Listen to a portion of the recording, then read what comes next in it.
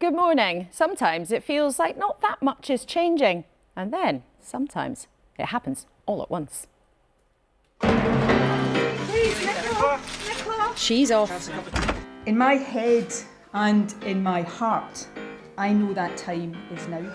Nicola Sturgeon, a fixture in British politics for nearly a decade, has quit. Even though this wasn't so long ago. There's plenty in the tank at the moment. The Labour leader was showing someone else the door. An effort to draw the line under the recent past. Jeremy Corbyn will not stand for Labour at the next general election. The Prime Minister would love to do the same, moving on after years of Brexit arguments. A deal on Northern Ireland isn't yet done, but feels that it's just about in reach. We're engaging in those conversations with the European Union. Next week, potentially? All the time, and we have been for a while, but what I'd say is there is still work to do. So we have one big question this morning. Are we waking up to a new political world? Penny Mordaunt, the leader of the House of Commons, who wanted to be her party's leader too, is here. The woman who'd be Labour's Home Secretary, Yvette Cooper, joins us as well, with a new promise to crack down on bad behaviour. Hollywood royalty Hugh Jackman tells us about masculinity, Marvel movies and why time's up for the monarchy in Australia. I think Australia will become a republic at some point. It feels natural. And with me at the desk to chew it over, the Conservative Wendy Morton, who had the unfortunate job of being Liz Truss's chief whip, the author Bill Browder, who says Vladimir Putin must be stopped, and the leader of the SNP at Westminster, Stephen Flynn, for whom Nicola Sturgeon was an inspiration.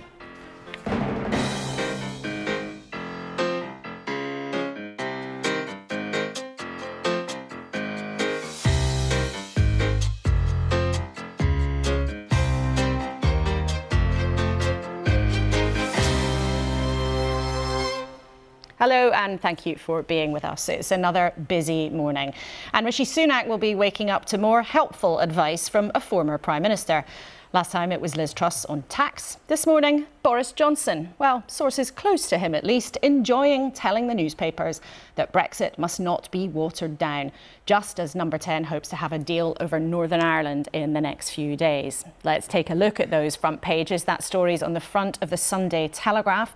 But the Sunday Express is warning that the UK's armed forces are broken. We'll chat about that with Penny Mordaunt a bit later. On some of the other front pages, interestingly, the Scottish Mail on Sunday claims there's an SNP plot by those who are close to Nicola Sturgeon trying to install their favoured candidate as First Minister. We'll get into that as well. But the Sunday Times talking about the threat from Iran, and the Sunday Mirror has a story about Katie Price and her son Harvey.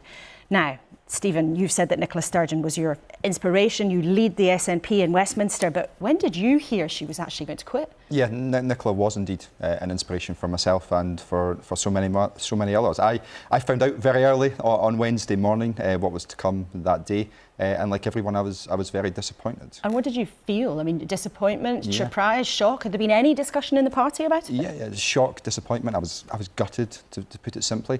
Nicola was an inspirational leader, not just of the Scottish National Party, but of the Scottish Government too. Her warmth, her empathy, her humility and indeed her honesty was all on show on Wednesday as it has been throughout her reign. So to see her step away was deeply disappointing. Some people though, and she even acknowledged this in her speech herself, some people saw her as a divisive person too. I mean, do you think it is important and will it be difficult for the party to move on? I think there's always that inevitability in politics. The more you're at the front line, the more people will draw conclusions as to who you are and formulate opinions. But this is now an exciting moment for our party. We have the opportunity for change. I'm looking forward to seeing who comes forward from my colleagues in Holyrood, and hopefully we can move forward together. And we'll talk about that a bit later on. But Wendy, obviously Nicola Sturgeon is a huge figure in British politics. The Conservatives liked to portray her as a sort of bogeyman. You've got Keir Starmer also this week saying that Jeremy Corbyn won't be able to stand for the Labour Party. The Conservatives like to portray him as a bogeyman. Two big changes then? Do you feel this sort of ground is shifting at the moment? I think there are certainly some big changes. I mean, you interestingly use the word divisive when it comes to Nicola Sturgeon and her politics in Scotland. And I think, you know, what I hope we will see now is less divisiveness and more willingness to work together and to deliver for the people of Scotland and the United Kingdom. But it's interesting, isn't it? You know, last week was a recess week when Parliament wasn't sitting, and yet all this was happening. Got up to all of these things. I know. So you know, some of those things we will have to wait and see. But yeah, some. It feels like there are certainly some shifts and some changes that are happening across the bigger political spectrum. And Bill, of course, the backdrop to all of this internationally is grim. Now, defence leaders and world leaders have been meeting at the Munich Security Conference this weekend as we approach the anniversary of the conflict in Ukraine. For years, you have been warning about Vladimir Putin, and we'll talk in detail about it later on. But how do you explain the danger to all of us as you see it?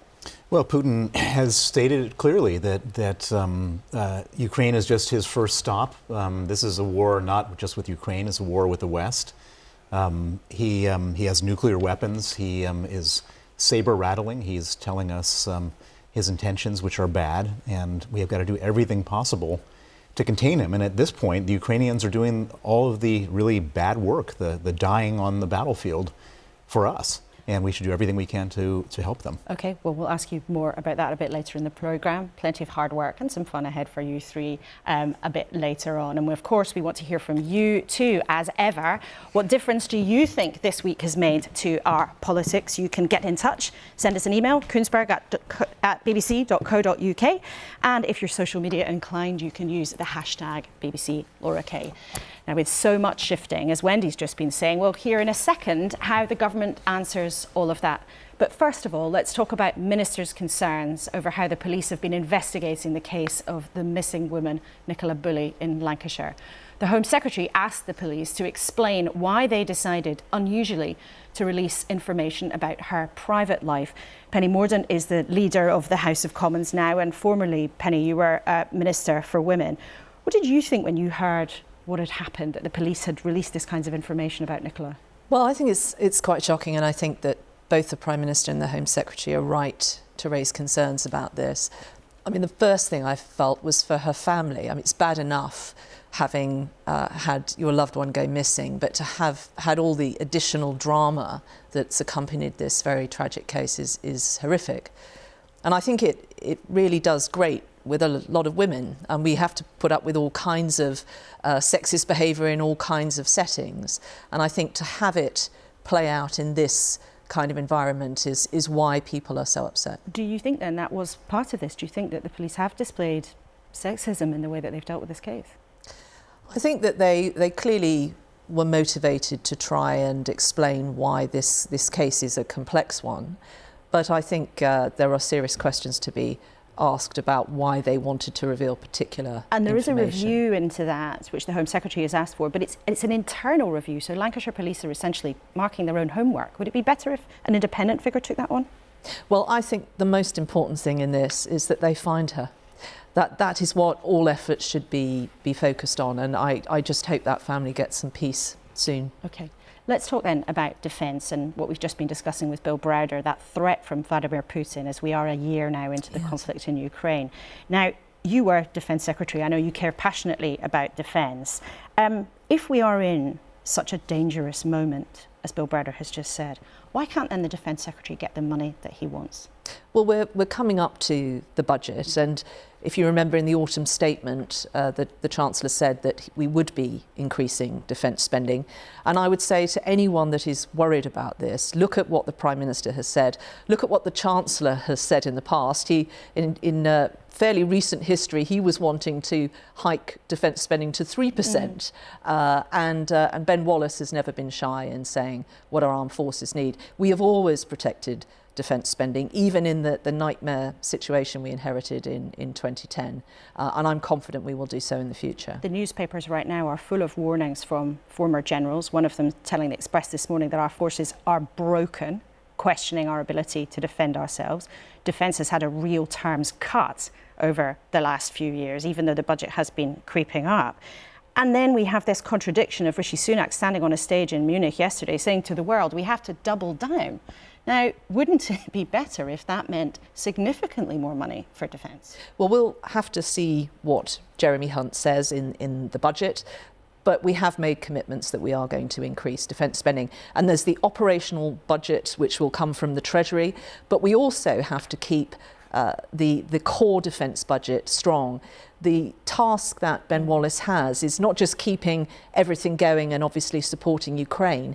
He's got to modernise our armed forces, and that means we've got to almost double run. We've got to rebuild these new technologies, but also keep our current operations very strong. Would you like there to be more money for defence? I remember last time you were in the studio, you were running to be leader and you did want more money. So would you argue that alongside Ben Wallace? From my maiden speech onwards, I have always been an advocate for strong defence spending, and we should never forget this is the first duty of any government.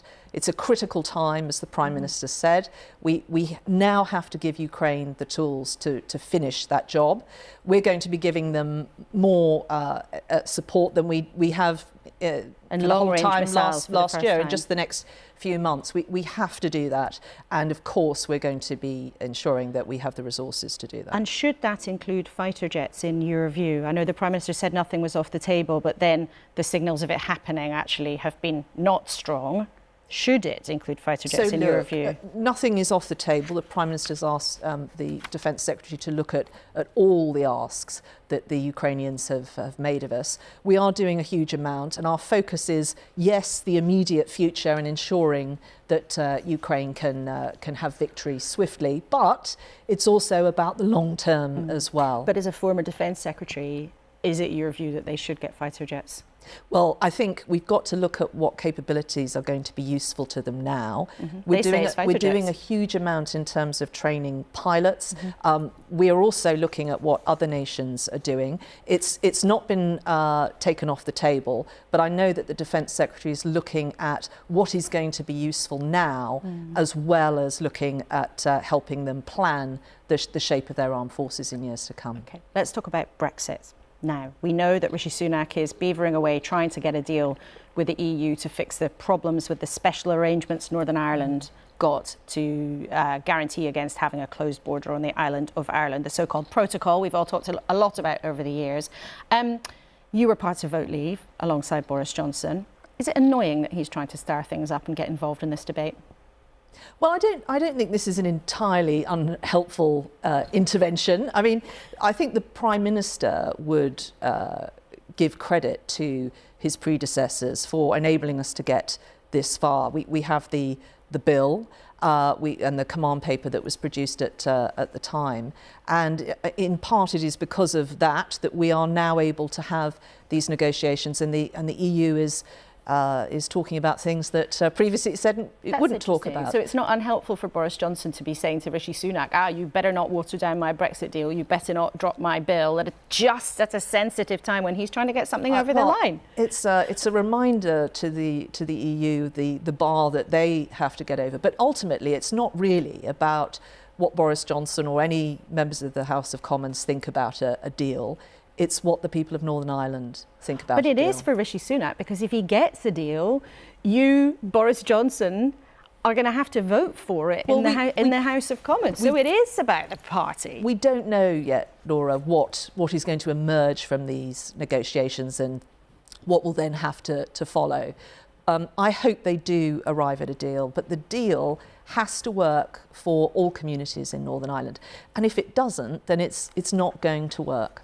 Would you accept, as a Brexiteer, the European Court having any role? So for many people on your side of the argument, this was absolutely the critical thing, is that European judges should no longer be able to pronounce on what happens in the UK. Now, Northern Ireland is part of the UK, but under the deal, it's pretty likely that the European Court will have a role. So we have to get all of these issues resolved, and the Prime Minister has been very clear in the talks that he has been having, is that as well as the very practical issues that there are with trade and the unnecessary friction that's happening there are these more fundamental issues, that the democratic deficit, ensuring that the people of Northern Ireland have a say through their representatives about any regulations that are going to But for you come as a up. Brexiteer, would you accept a deal where the European Court has a role?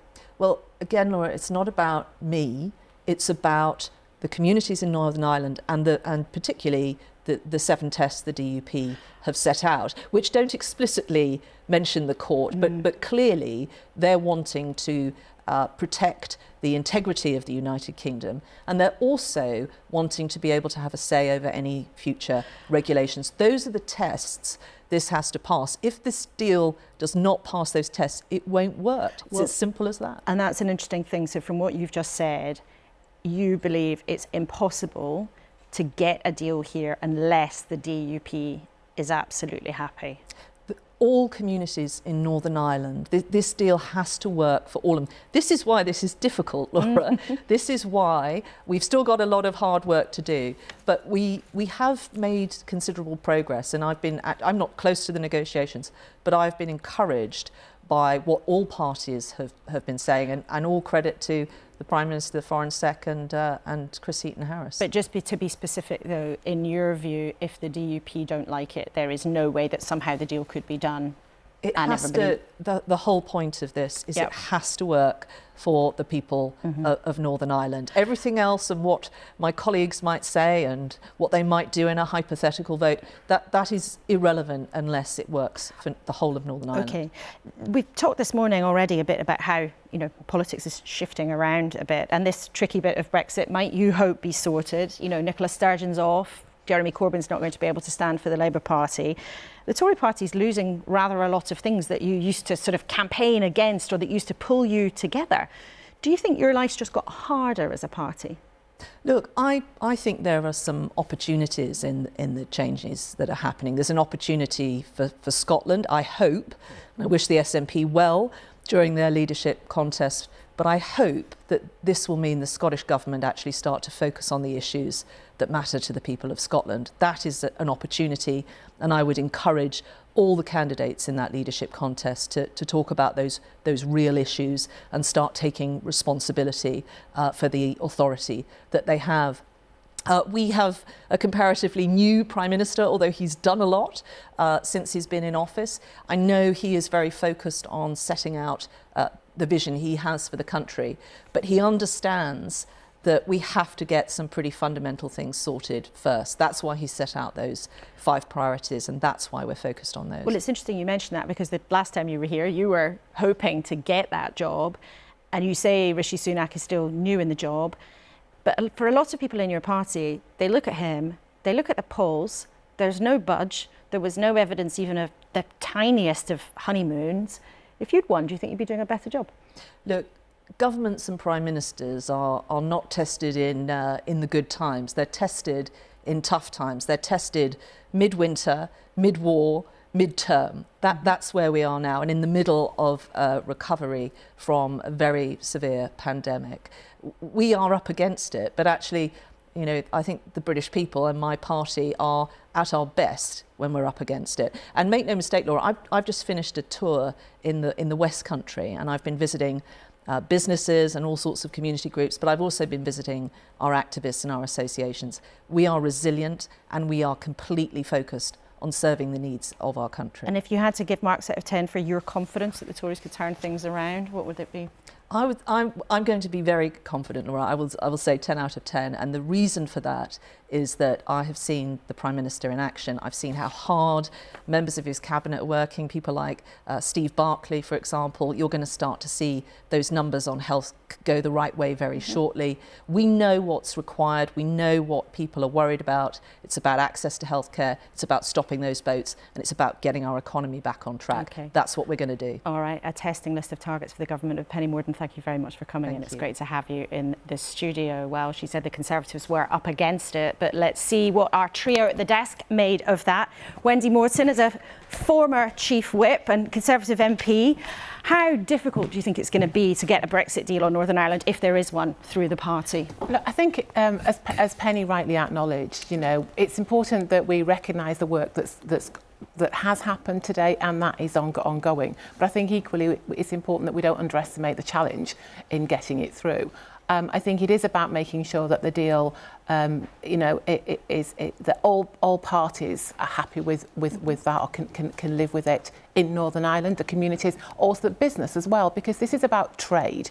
But when it comes to the Conservative Party, I think, yes, it's important that, moving forward, that we take the party with us. But is it really helpful then? You've got Boris Johnson looming over all of it, nudging things to the newspapers. You've got Ian Duncan-Smith, the former leader, writing in the Telegraph this morning.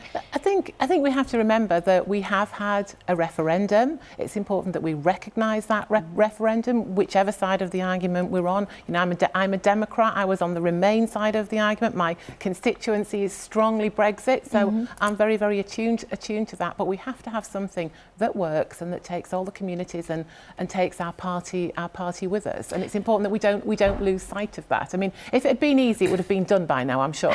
But there are so many politics and grudges and long memories. Ian Duncan-Smith this morning has put a piece in the Telegraph saying that essentially, the Good Friday Agreement is at risk here and the European Court therefore shouldn't be involved. There's this sense that Conservatives are chucking these rocks in the road of Rishi Sunak who's trying to get something through. If you were still Chief Whip, how would you feel about trying to make it happen? I will, I'm no longer Chief Whip. I have life now, Laura. And I can say I never lost a vote when I was Chief Whip. But it's at times it can be quite a lonely job. But I think it's important that people who, the different interests when it comes to Brexit, it's important that they are recognised and that people, have their say. And, those negotiations are still ongoing. But it's no easy task. And, I'm quite happy I'm not Chief Whip. You're quite happy you're not there, Stephen. Yeah, look, we're in this situation because Boris Johnson lied. He said that his deal... That's quite a charge. No, it's true, though, because Boris Johnson said that his deal was oven-ready and he made it out as if there'd been no issues. And quite obviously, there's extreme issues in relation to the protocol. Now, everyone wants this to be resolved in order to ensure that we have good relations between the United Kingdom and the European Union. And I hope that Tory members will reflect upon that next week, should it come to a vote. But let's be clear, Laura, Brexit has been an unmitigated disaster. 4% off the GDP. The issues that are facing our businesses in terms of exports are a result of Brexit. The issues facing our public sector in terms of recruitment of staff are because of Brexit. This is why 72% of people in Scotland want to rejoin the European Union. That's where Scotland's future lies. OK, Wendy's rolling her eyes, but I suspect we'll have a return to these debates this week in Parliament. I'm sure we will, but just to say that Brexit hasn't worked, it's been a disaster. It's just not fair. There are Brexit gains that we've had. You only need to look at the development of the vaccine in terms of COVID. That's one really, really good practical example that's helped everybody across the UK. OK, well, there's a whole debate about whether or not the UK could have done that inside the European Union. But you two, I'm sure, will have more of a chat about this later on. Let's talk about Nicola Sturgeon then, because that really has been the huge event in British politics in the last few days.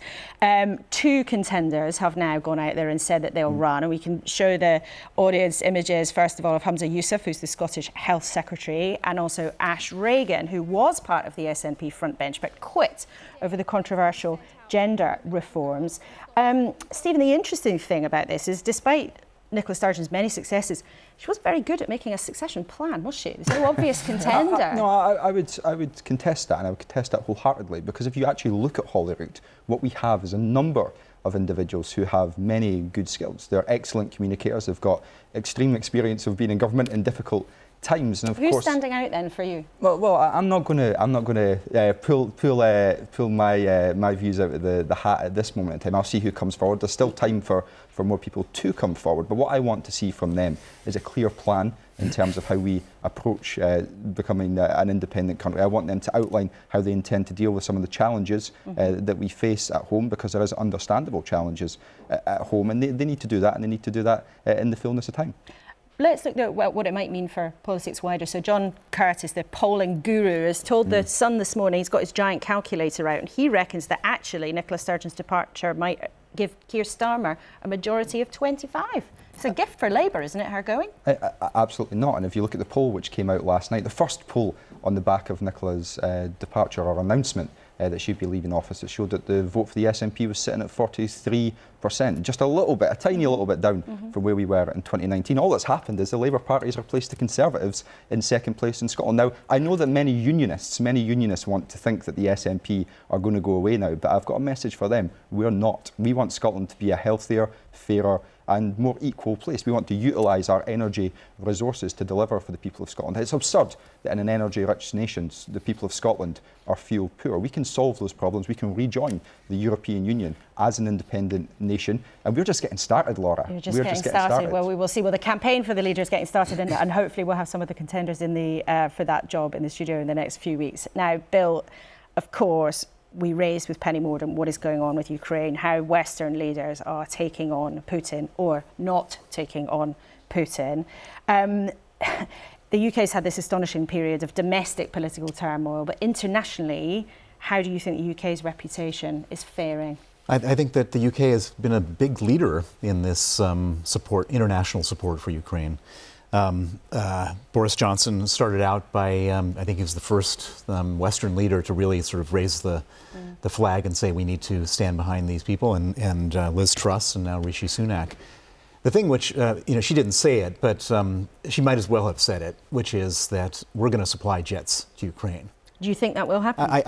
Read between the lines. I mean, we were saying absolutely on no uncertain terms will we supply jets back at the beginning. Now we're saying, well, all options are on the table. We're going to train their pilots, et cetera, et cetera. We will supply the jets, and we should supply the jets because they need all the help they can get. Putin has got all the money in the world to bomb Ukraine, to do all this terrible stuff. He's got an unlimited supply of cannon fodder, of people to throw into the battle. Ukraine is a much smaller country. They don't have the resources. We should give them everything they ask for. And you've spent years studying and exposing Vladimir Putin and how he's squirreled money around the world, made himself very rich. But you also, in your latest book, you describe him as a scared little man. Yeah. Why? Well, so why are we even in this situation? And the reason is that for 22 years, Putin and 1,000 guys around him stole all the money they could from the state. And I estimate the amount of money they stole is $1 trillion. $1 trillion. $1 trillion. They stole that. You can see it in London, in Eaton Square and Belgrave Square, and you can see it on the south of France and in Aspen and all these other places. They take all this money that should have been spent on education, on healthcare, on roads, and they bought villas and private jets and yachts. And you can do that for 1 year, 5 years, but you can't do that for 22 years and have the people not get upset. And Putin is not in the situation like Boris Johnson is. If he loses power, he can go on the lecture circuit or whatever. And buy a big fancy house, it appears, in the Cotswolds. Putin, if he loses power, he goes to jail, he loses his money, and he dies. And so what does he do in a situation like that? He's terrified of his own people. And if the West doesn't take him on in the way that you say, basically everything in, all resources, every help that Ukraine asks for, what, in your view, having looked at it for a long time, is the consequences? I mean, we spoke to the Polish president last week, and it was striking. He said, if this isn't stopped, it might be Poland next, other countries in the Baltic. He was really clear. There's no question. No question. There's no question. So Putin needs to be at war to distract his people from being angry with him because he's stolen too much money. And so Ukraine is not his ultimate target. War is his ultimate target. Conquest is his ultimate target. And so we would be totally naive to think that somehow if we were to fudge the situation in Ukraine, that he wouldn't be at the Polish border or the Estonian border. And if he is, those countries are our allies, our NATO allies, and we have a treaty obligation to then go to war with Russia.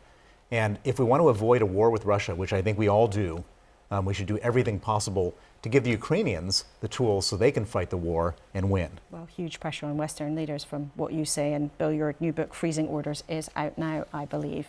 There's no question the war in Ukraine has given Western democracies a long list of problems. How to help Ukraine without creating a wider conflict, how to help their own populations with the side effects like rising prices. And as we talked about last week, and in a couple of minutes ago, President Zelensky's asking right now for fighter jets. But so far, that request hasn't been met. I spoke to America's second most senior diplomat, Wendy Sherman, about what might be next. As we hit this one-year marker, it's hard to use the word anniversary because no one is celebrating this horrifying, unprovoked, and just unholy invasion of a sovereign country by Vladimir Putin. But we're certainly coming to a one-year marker And I completely understand why President Zelensky continuously throughout this has asked for everything he thinks his country needs. And I think we have all, the United States and the UK and 50 countries around the world, have listened very closely and tried to provide everything they can at various points as needed in this very tough fight. The world has come together, and much to the surprise, I think, of the Russian regime, of the Kremlin, of Vladimir Putin, the world has stayed united, committed, and the commitment to Ukraine has not waned, because I think the world understands that a very important principle is at stake here. Not only the sovereignty, territorial integrity, and the right to make choices by the Ukrainian people, but it is true not only for Europe, but it is true for the whole world. If Vladimir Putin can invade a sovereign country in this way, others around the world will think they can act with impunity unless they know that there will be a strategic failure, as there is been for Vladimir Putin, and as there will continue to be as Ukraine wages what will be a winning effort here, and is already a winning effort here, because Russia is suffering badly as a result of this horrible invasion. But will the United States send President Zelensky the jets he's asking for? Well, President Biden has said that at this moment, F-16s from the United States are not going to probably be there. But I know the UK is going to train Ukrainians. I think there are other countries that may be considering them. And look, at every point, we have looked at what's been asked. We have provided whatever is possible.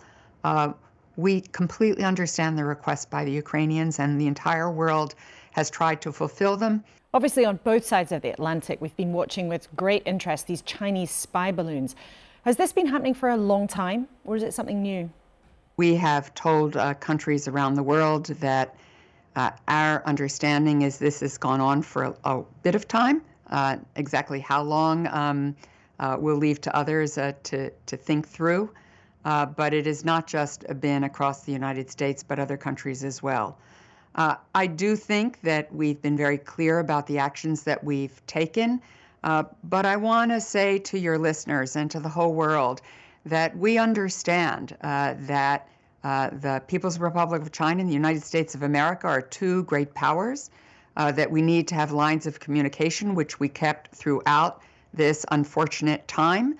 That we took the action to protect our citizens and our security, ultimately taking down this balloon. But it is very important that we not only continue our communications with the People's Republic of China, but that Secretary Blinken, who postponed his trip to Beijing, connect again with the PRC interlocutors, and ultimately put that trip back on the schedule. And are you going to try and stop China from doing this again? Well, we've been quite clear since the beginning of this episode in direct communications with the People's Republic of China that sending a surveillance balloon over any territory of the United States is unacceptable, a violation of our sovereignty, and a violation of international law. So we've been very clear about how we think about what has happened here, the actions that we took to protect our safety and security. The previous administration in Washington called China the threat of the century, yet President Biden says they're stiff competition. Is that all they are, or would you spell out that China is a threat in your view? There's no question that the People's Republic of China is the pacing challenge for certainly this decade, if not into the further future. We've had warnings in this country that we are vulnerable to spying by the Chinese through technology. Do you think British and American citizens are being spied on by actors on behalf of the Chinese government? We have thousands of chips in any of our cars. We all live on our cell phones. And we have to understand that all of these devices can be used as surveillance vehicles if used in the wrong way. And so we all have to be mindful. We're all much more aware of cybersecurity. We're all taught about hygiene on our computers, good hygiene for our use of technology. What about the Chinese-owned social media platform TikTok? Would you be happy with younger members of your family using it? Well, you know, these are very tough decisions for any family. The United States government has made a decision that none of us can use TikTok on any of our official devices. I think that was a very, very sound judgment. And I would certainly tell any young people in my family to think twice about being on TikTok. For all of the reasons, though I understand their concerns about wanting to be able to be on these social media sites, but they need to understand that they're complicated. And I think we will all have much more discussion going into the future about how to manage technology in a way that preserves our freedom, our values, and our right to make choices and decisions without feeling like others are making them for us. You started your career as a social worker. Are there skills that you learned then that you use now when dealing with tricky customers like Putin and tricky situations? Absolutely. I was blessed to learn a lot of both clinical skills, how to relate to people, how to understand them, as well as how to organize people to reach an objective. And I often joke, only half jokingly, I'm still a social worker. My caseload has just changed. Wendy Sherman, Deputy Secretary of State, thanks so much for being with us. Now, tough on crime, tough on the causes of crime. Heard that one before? One of the most quoted New Labour slogans, of course, that seems to be making somewhat of a return. The party's making a new set of promises to tackle crime and antisocial behaviour, with an idea of new so-called respect orders. Well, the woman who wants to introduce all that as Home Secretary if the party wins the election is Yvette Cooper, and she's here. Thank you for coming in, Yvette. Good morning, Laura. First of all, I want to talk about Nicola Bulley, because people have been following this story very closely. Now, you earlier in the week asked questions of Lancashire Police Force when they put private information about her into the public domain. What was your concern? So I think this is a really unusual level of information, including health information, to be provided. That's obviously why there has been so much concern about it. I think since then the Information Commissioner has said that he is now going to look into this, and also they have internal reviews. So I think we now need to let those take their course, and the focus now needs to be on Lancashire Police continuing with their investigation, and also on the support for the family, because I am very worried. I think the nature of the social media speculation and frenzy that there has been around this case, it's really important that Nicola's family also gets support. But have you been given new information in light of the questions that you asked? And can you tell us what you've been told? So we have had some further information from Lancashire Police, but I think the main issue still stands, which is about just really the level of personal information and how unusual this is. But there are also unusual circumstances in this case as well. So that's why I think this should properly be looked at by the Information Commissioner and by the review, because my concern as well is that we focus on that at the expense of focusing on the search for Nicola, which obviously has to be the priority for Lancashire Police right now, and everybody should be supporting Lancashire Police in that investigation and also supporting Nicola's family at a really difficult time. But more broadly though, and I know you've studied these issues carefully, do you feel that there is a broader issue with how the police sometimes see women? Do you think that women can trust the police with their personal information and the kind of private information that sometimes is so vital for investigations but also deeply personal to people? So I think we should almost sort of put this case aside. Indeed, because there's obviously question. Exactly, there's an issue there just in terms of that investigation has to take place. There is a wider issue about the way in which the police has dealt with particularly violence against women and girls, and of course with standards around misogyny and around approaches towards violence and abuse within police forces themselves. We've obviously had the terrible cases of Wayne Couzens and David Carrick, neither of whom should have been police officers, and where really standards have not been high enough. And that's why we've called, and I've called, Labour's called for an overhaul of standards, an overhaul of the approach so that you have stronger standards on vetting, something as basic as if someone is facing an investigation for rape allegations or for domestic abuse allegations, they should be suspended as a police officer, not just shifted to different duties. They should be suspended. So let's get those higher standards in place.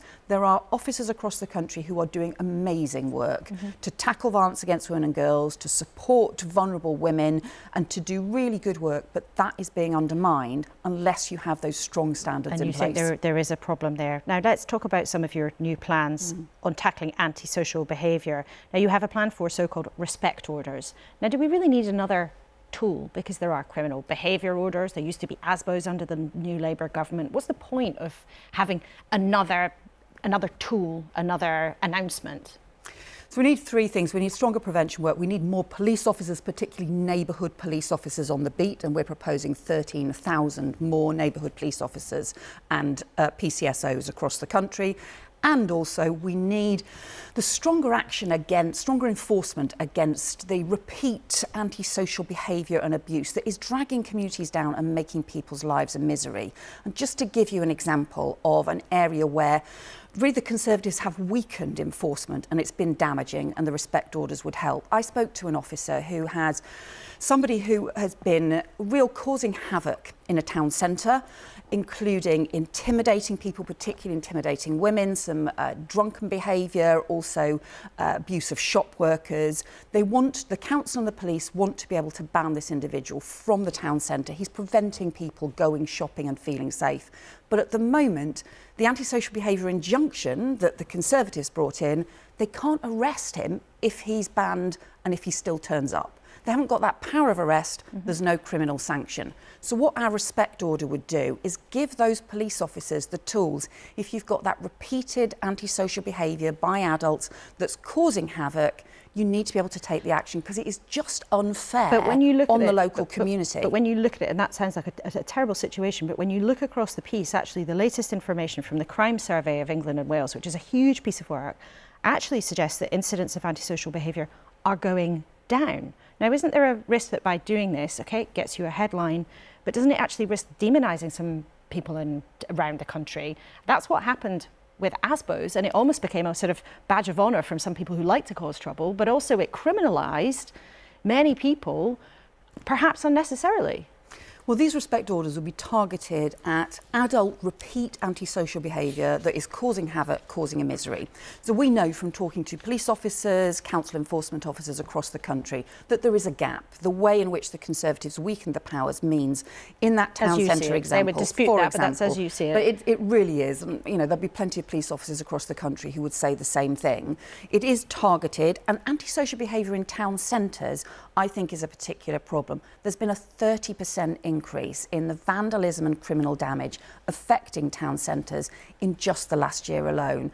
And I've spoken to a woman who said she doesn't want to shop in town on her own anymore. I've spoken to a business owner who said she closes at 4 rather than 5. The neighbourhood patrols have all gone, and it's been really damaging. So we would bring back those town centre patrols, bring back the police into the town centre, get neighbourhood police back on the beat, and give them those sensible powers to take fast action, because no one should have to put up with that kind of abuse and repeated misery that affects our towns. Aren't you, though, actually bringing back some, new Labour classics, tough on crime, tough on the causes of crime? Is the party under Keir Starmer now unashamedly new Labour again?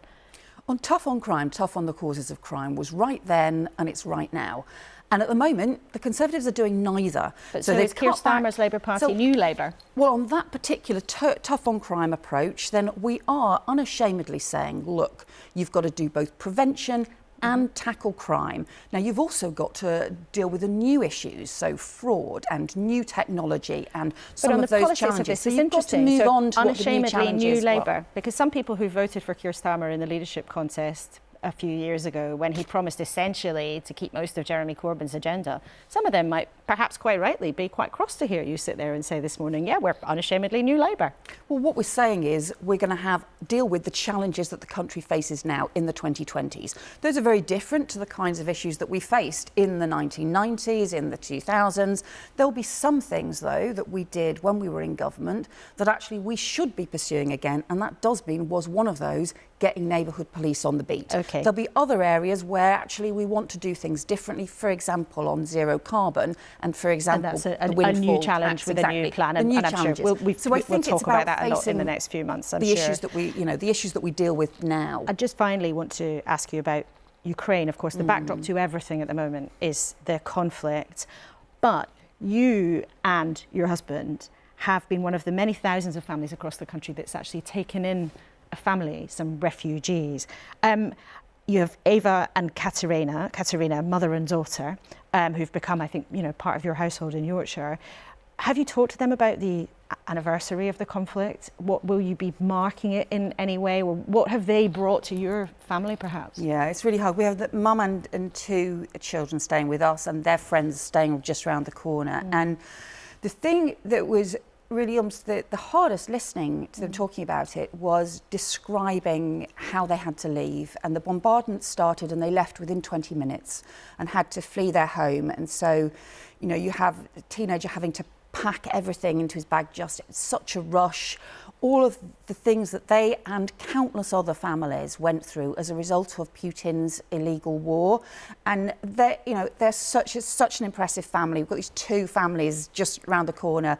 It's so impressive the way that they have dealt with this. And we love having them with us, but also hate the fact that their families have been split up as a result of this just truly appalling war. Okay, Yvette Cooper, we must leave it there, but thanks so much for coming into the studio. It's great to have you, as always.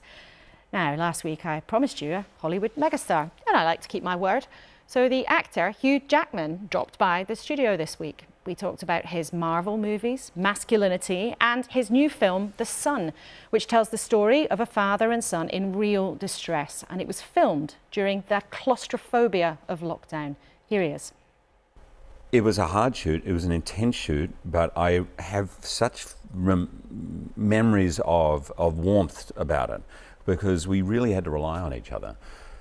We didn't rehearse. The director did not want to rehearse. He wouldn't allow us to watch the monitor.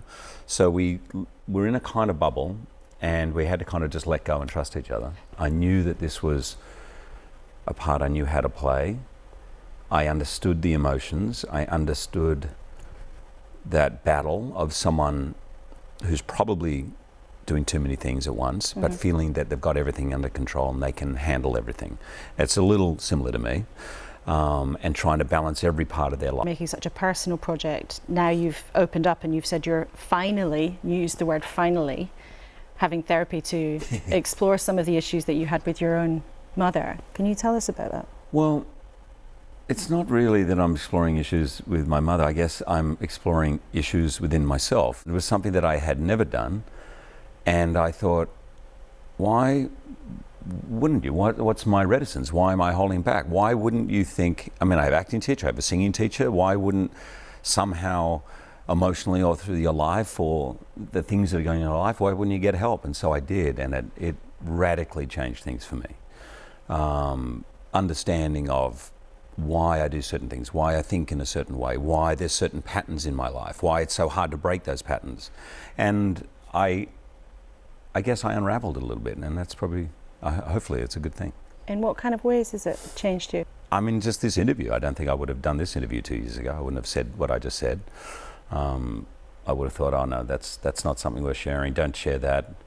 And I'm not so frightened of it anymore. And I've realized also through this movie that being vulnerable is actually fine. It's something that everyone relates relates to, and even my children, I'm more vulnerable with them. But do you think that young men feel a pressure that they can't do that? I do think that exists. I don't think it exists as much as when I was younger. If I could paraphrase it or generalize it, I feel there was some kind of assumption that boys had to be made into men. You have to toughen them up. And I actually have great hope, and I see it in my kids and their friends. They're much more open about talking about their feelings. They're much more vulnerable. There is a strand, though, of what's sometimes now branded as toxic masculinity. So in the UK, for example, there's been a lot of concern about an online influencer called Andrew Tate. Don't know if you've heard about him, but he produces very misogynistic content. Do you worry about that kind of toxic masculinity, that kind of narrative influencing younger men? Do I worry about it? I don't worry about it with my children. I think we have open conversations, and I think they're exposed to many, many different things. I think there is a lot of unfiltered opinions and information coming through, and often appearing as facts as opposed to opinion. And I do think that's a worry. So you've been playing the character of Wolverine for a long time. Is Wolverine a good role model? Well, I don't think I'd want Wolverine to be your only role model for masculinity, you know. And what I've tried to bring to it, I think what drew me to him was not his superhero abilities, but the pain that he's trying to live with and trying to reconcile. He's not a nice man. I think ultimately he's a good man. I mean, he's a pretty angry person. But you say a good person, but should Wolverine have therapy? Absolutely. Whether he'll go, I don't know. I think in some ways Professor X is his therapist, trying very, very hard. Last time you said you were never going to do another film again. And of course you are now doing another film. Yeah. Never trust an actor. Never trust an actor? Would you do? I mean, is this going to be the last one, or would there be another one after that? Can you just never trust an actor? I'm not going to say anything. I honestly, truly meant it. And I honestly can tell you Ryan would ring me weekly. Are you sure? Are you sure? So it was about then your relationship with your frenemy. I mean, Ryan Reynolds, you and he love to tease each other and prank each other, you know, across different sides of the Atlantic and wherever you are in the world. What's it really about? What's it really about? Yeah. That's a really good question. It's sort of a sibling rivalry. Me being the older, wiser, smarter, whatever adjective you like that's positive. Just all the good ones are for you and all the negative ones are for him. I mean, exactly. Talking of which, this week you posted a picture of yourself doing what looks like a completely ridiculous bicep curl. Right. Now, I think that was directed at him 100%. to show just how great shape you're getting into for this He film. laid down the gauntlet. I go, oh, this training's hard. And then I saw his post, I'm like, oh, I see, all right. Is this how it's going to be? You know? Ryan Reynolds has made a lot of people in Wales very happy by buying Wrexham Football Club.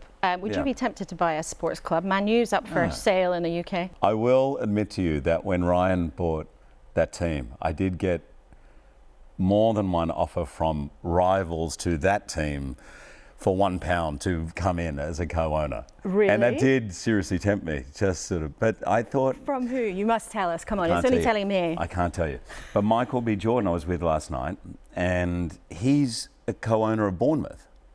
And I was like, you know what, this whole thing of outsiders coming in buying football teams, it feels a little, I don't know, easy. So I've decided to go one step further. What are you going to do? I'm actually going to try out for the team. So Delia Smith, Stephen Fry, I'm coming to try out. I think if I really want to stick it to Ryan Reynolds, then if Wrexham get to play Norwich, because obviously there's a different level here, I think it would be best if I was heading in the winner. So Hugh Jackman could be a canary, which is... I could be a canary. A canary. It's the BAFTAs this weekend. Yes. Of course, it's the Oscars not too far off. Do you think it's time a superhero won the Oscars? I mean, do you ever, as a Marvel star, as Wolverine, do you think there's too much snobbery towards action movies? I do, actually. It's interesting. It's not dissimilar with comedy. I think comedy as well gets overseen, you know. And I'm not sure why it is, but anyway, yes. Now, Jacinda Ardern sat in that seat, and she said that she did believe that New Zealand would become a republic at some point in her lifetime. Would you like to see Australia become a republic? I think Australia will become a republic at some point. It feels natural. It feels like something that is, I would guess, inevitable, and I would guess would be a natural part of evolution of a country, you know.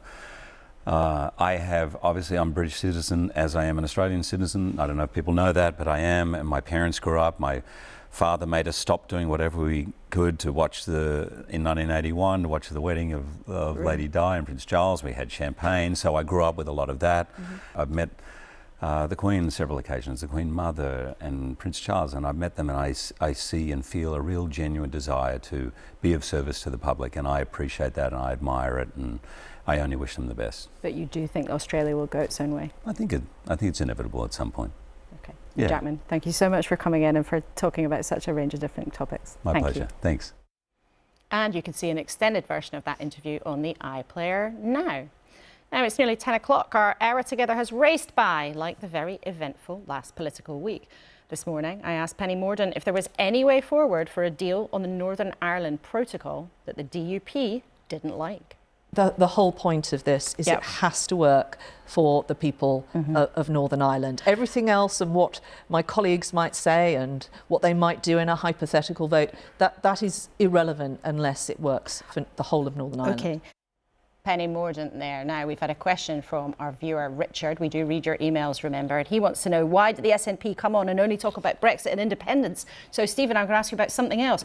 Hugh Jackman said that Australia should be a republic. Would an independent Scotland be a republic or want to keep the monarchy? I think Hugh Jackman said in time, through an evolutionary process, that may come to pass, and I would probably be quite sympathetic to a similar evolution in Scotland in time, yeah. That's interesting, because in the last independence referendum, I remember the SNP said very clearly they'd like to keep the Queen, but that's a different position. No, I'm quite happy with the status quo as it stands, but over time it may well be that the people of Scotland decide for an alternate vision, but that'll be for the people of Scotland to determine. OK, now Wendy, we've talked a lot about the Brexit deal and the chances of it getting through Parliament this week. You did say as Chief Whip you never lost a vote under Liz Truss, but there was a vote that was pretty chaotic and then the government fell the next morning, so I'm not quite sure if that's something that you want to boast about. But if there's a deal, give us your prediction. Would it pass through Parliament? For a deal to pass through Parliament, it would have to have, I believe, the support of the communities in Northern Ireland. It would have to have the support across our party and the DUP. But I don't have a crystal ball. Who knows? And the negotiations are ongoing. But the point here is that we have to respect that referendum that we had. We have to respect all the different parties in this. This is what makes it so complex. But what's your hunch, though? I mean, do you think that what might have seemed impossible? I'm not a betting lady, and you know, as a former Chief Whip, you would always look at the numbers and try and work it out. Let's just wait and see, and let's give it the best chance that it can, because that's, I think, everybody wants this to succeed, but for it to truly succeed, all the parties have to be, you know, bought into the process. And Bill Browder, just finally to you, we heard a few minutes ago from the second most senior diplomat in the US talking about, you know, how actually her skills as a social worker were quite handy for dealing with Vladimir Putin. But what skills, what strength do you think the West needs right now? Well, I think that we need to be criminologists, not political scientists when it comes to Putin. The guy's a mafia thug. He's a mass murderer. He's just the most criminal guy out there. And there's still a lot of talk about we need to give him an off-ramp, we need to negotiate. I don't believe any of those things. He's a criminal. He needs to be soundly defeated. And that's the only thing that's going to bring peace to this part of the world, is if Putin is no longer in power and if Russia is no longer a threat. So in your view, Western leaders who say, actually, we have to find a space for compromise, eventually there must be some kind of peace talks, you're clear they're wrong? There can't be any peace talks because Putin has no intention of peace. That would just be a short-term placeholder until he goes to war again. Okay, well, all three of you, thank you so much for joining us this morning. We've covered such a range of different conversations, but we're very grateful to you for being with us and giving us your insight. Big thank you to my companions who've been at the desk. And whether you notice it or not, politics is always changing bit by bit with every new plan, every row, every vote, every day. But every now and again, there is a bigger gear change, and it does feel in some ways like we are moving through one right now. With the departure of Nicola Sturgeon, we've talked about the edging out of Jeremy Corbyn from Labour, and maybe, although it's still a big maybe, the end of the arguments over Northern Ireland and Brexit. Perhaps some of the fundamentals are on the move. But if you've been paying attention this morning, which I know you always do, that doesn't mean that peace and harmony is about to break out. Most of all, the horror of the ongoing war in Ukraine, which shows little sign of reaching its finale. As ever, you can catch up on iPlayer with anything you missed. And today there for you is some light relief for a Sunday afternoon with that longer version of our conversation with Hugh Jackman. Thanks as ever for your company. I look forward to seeing you here next week. Goodbye.